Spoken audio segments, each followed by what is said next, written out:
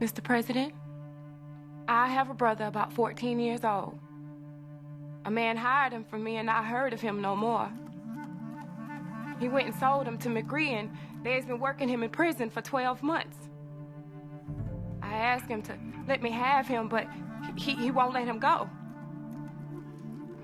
For a period of nearly 80 years, between the Civil War and World War II, black Southerners were no longer slaves, but they were not yet free.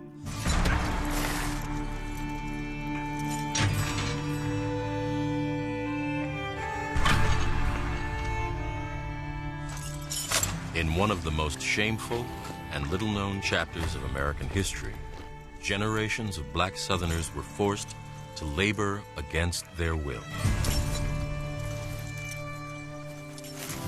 From almost the first moment, white Southerners were responding to try to put African Americans back into a position as close to slavery as they possibly could.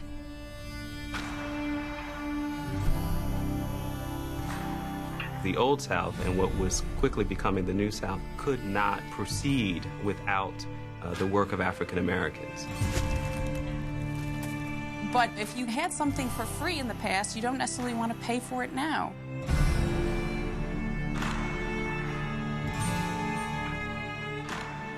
It was a straight, simple, exploitative system.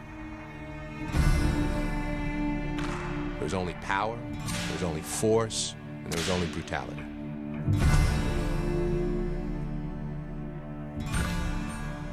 What happened in that period of time was so much more terrible than anything most Americans recognize or understand today.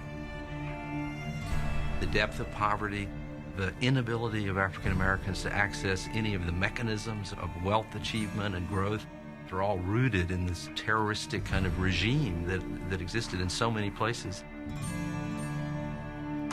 Their ability to have what we call the American dream.